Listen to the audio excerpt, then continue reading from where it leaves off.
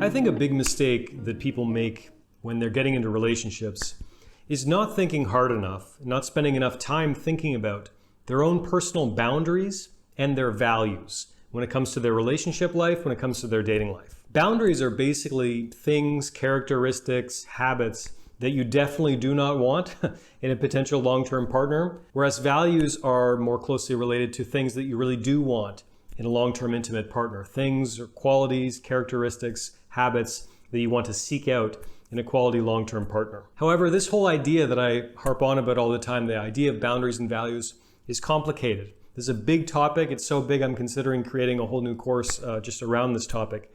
But in today's video, I want to give you a little more food for thought about boundaries and values, and I want to share a couple ways of thinking about boundaries and values that I don't hear anyone else talking about, that I think is especially important for anyone struggling with retroactive jealousy or obsessive jealousy.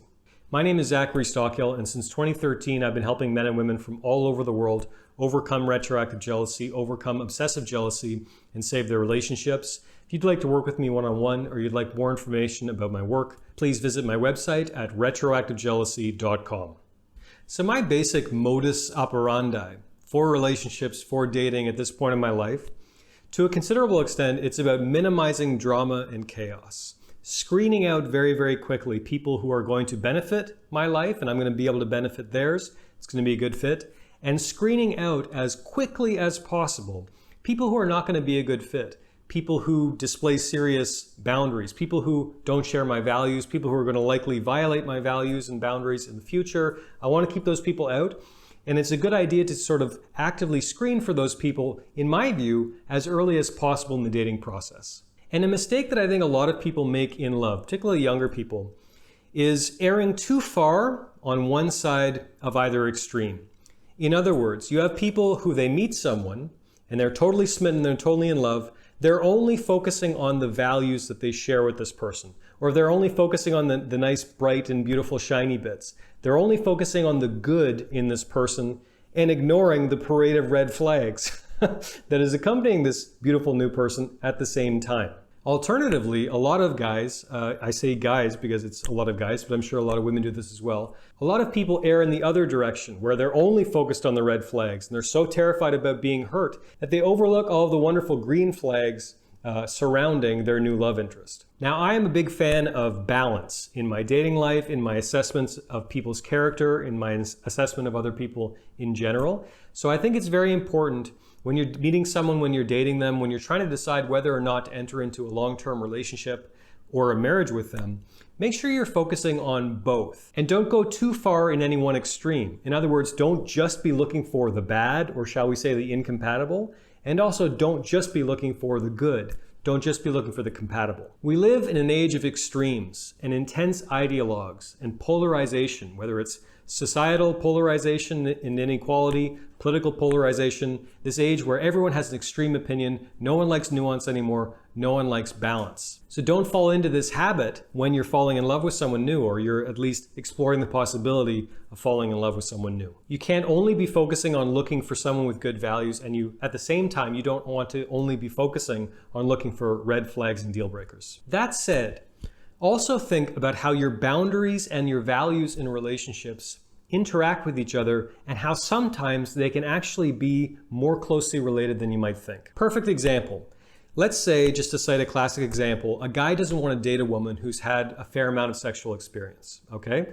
I'm not judging that, by the way. You do you, whatever works for you. The whole point of me talking about this issue is to encourage people to explore their own boundaries and values. And I'm not trying to get anyone to explain anything or apologize or shame anyone for having them. That's fine. I'm an individualist. I'm a big advocate for personal freedom, personal liberty. People should make their own decisions in this regard. And who you invite into your life on a long-term basis is literally the most consequential decision you ever make. Being picky is a very good thing in my view. But anyway, coming back to the example of a guy who doesn't want to date a woman who's had, let's say, casual sexual experience before. Okay, that's a boundary, right? But at the same time, this same guy probably has another value which could, not necessarily, be related. And that value is he wants to date a woman who's free and open sexually, a woman who's good in bed, a woman who shares his ravenous sexual appetite. Well, guess what? If you're looking for someone who has a high sex drive and they love sex and they're very free of sexual shame and they're very open and they're open to experimentation and all the rest, the odds are pretty darn good that they're going to have something of a previous sex life. But a lot of people only focus on the red flag in this situation, right? They only focus on the fact that, oh, maybe she's had a few more partners than he's comfortable with. At the same time, he's probably ignoring the fact that she's amazing in bed and she's free of sexual shame and all the rest. And that at the same time, that's also important to him. So if you're wrestling with your boundaries and your values out there in the dating market, if you're dating around and trying to get to the bottom of what would make a good partner for you, be sure you aren't holding the opposite sex or the same sex as the case may be. Be sure you aren't holding people to an unattainable, unrealistic standard. And make sure you're thinking about how your boundaries and values may actually be pretty closely related to each other, even if it doesn't seem immediately obvious on the surface. I think it's also a good idea to think about your must-haves and also your would-be nice-to-haves, and to not confuse the two categories. And by the way, this goes for both boundaries and values. I think it's important to think about the must-haves and the would-be nice-to-haves. And if you're asking for my personal opinion, I think the would-be nice-to-have list of qualities, characteristics, habits, whatever, should be significantly longer than the must-haves. Because if you have a list that's 30 pages long of must-haves for a potential partner, they have to come from this kind of family, and they have to have this color eyes, and this color hair, and they had to have gone to school, and got this degree, or they have to make this much money, and on and on and on and on, you're probably not going to find the exact description of what you're looking for, because your must-have list is very, very long. So think for yourself about ironclad must-haves and distinguish them from the would-be nice-to-haves. And in my view, when you meet someone and you're thinking about entering into a long-term relationship with them, or you're thinking about perhaps ending a long-term relationship, think about the must-haves. Think about how many must-haves that person demonstrates. That number should obviously be as high as possible, but also think about the would-be nice-to-haves and try to find a balance between those two that seems realistic for dating in the 21st century. At the same time, boundaries. I think it's a very good idea to have certain absolutely do not, cannot have. A certain list of certain criteria or habits or characteristics or personality traits that you're just absolutely not going to put up with whatsoever. Doesn't mean that person is terrible. Doesn't mean you're judging people and saying you're terrible and I'm better than you or anything else. Again, all of this is about determining fit. It's not about moral judgments. But if you meet someone and they're demonstrating multiple absolutely cannot have, it's probably a good idea to cut bait and run as quickly as possible. But don't confuse the absolutely cannot have with the I don't love it, but I can live with it.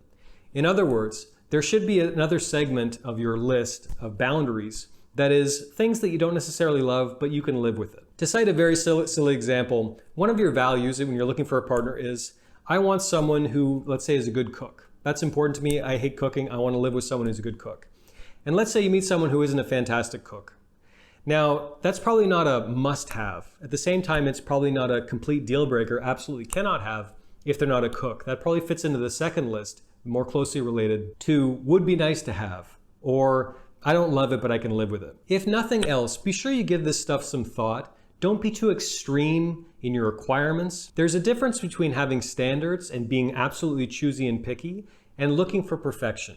And over and over and over again, I see people looking for perfection, when perfection in human beings simply doesn't exist. I'm not perfect, you're probably not perfect. I haven't met anyone who is perfect.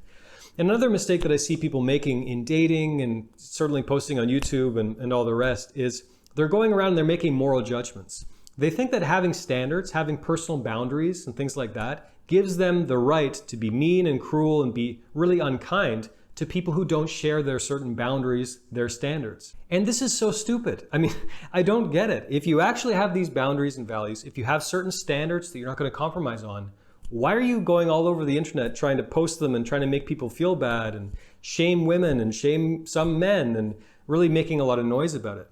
That says to me that you don't have near the confidence and clarity in your boundaries and values that you purport to have. Because true confidence, true clarity is pretty understated. It's subtle, it's quiet. I don't have to go proclaiming to the rooftops about, my boundaries and values, because they're my boundaries and values, and that's what works for me very well in my dating life. I'm not going to shame anyone. I'm not going to get angry at people, certainly, if they don't share my boundaries and values or if they're violating my boundaries and values. All of this dating and selecting people and trying to find out if people are a good match, it's about trying to determine fit. It's not about making moral judgments on the world and thinking that you're better than everyone else and all the rest, you know. I'd be a good fit for a lot of women. I'd be a terrible fit for a lot of women. And I would imagine the same is true for you. You'd be a great fit for a lot of people in the world. You'd probably be a lousy fit for a lot of people as well. We're not making moral judgments necessarily. We're not trying to say that we're better than other people. We're not trying to shame and be unkind to people. It's simply about trying to determine fit. Life is short, life is precious, and you want to share it with people who are a good fit. And it really is as simple as that. Thanks for watching. Thanks for listening. Thanks for hearing me out. If you got anything at all out of this video, please let me know by clicking the like button below. Also, make sure you subscribe to my channel to be notified of new videos moving forward. Thanks again for watching, and I'll talk to you again very soon.